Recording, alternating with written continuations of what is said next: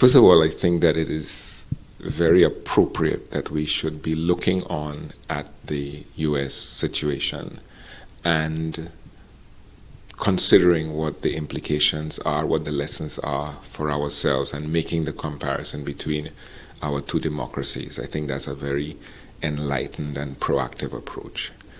Independent Senator Adrian Augier weighing in on the shocking Wednesday, January 6th U.S. Capitol Hill siege. Thousands of pro-Trump supporters turned insurrectionists driven by disinformation and conspiracy theories of a stolen election propagated by the most powerful man in the world breached the temple of America's democracy, desecrating the august chamber in an ill-conceived plot to undo the results. The ceremonial counting of the electoral votes to certify President-elect Joe Biden's November 2020 election win was disrupted by political violence and chaos that resulted in the death of 5 people and a black eye to a bastion of liberal democracy.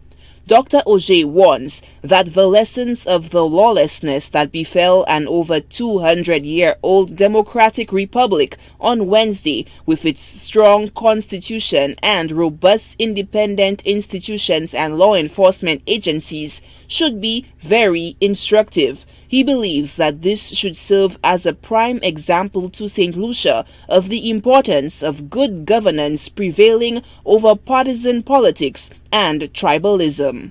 The necessary balance between politics and governance, between democracy and power, has been completely fractured. And when that happens, everybody loses. And so it is really a good thing that we are looking on at that situation and seeing, as the world is seeing, that we must maintain the balance between the quest for power and the preservation of democracy, because it is really the democratic tradition that determines how well we govern.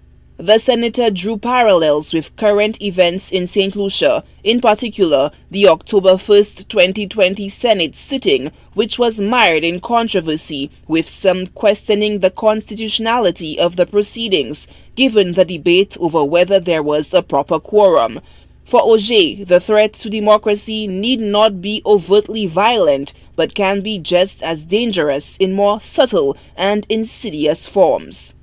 The travesty which recently occurred in the Senate, for example, in Saint Lucia, where the government was able, without due process, to pass legislation without the due process in the Senate, continues to be a source of great bother and should be a constitutional issue which responsible parties in the community should raise. And as for the role of those in positions of power, the advice is seemingly to disagree without being disagreeable, given the push and pull of an adversarial system. Moreover, Dr. Augier contends that public officials should attempt to elevate the system, even in the face of most strident of dissenters.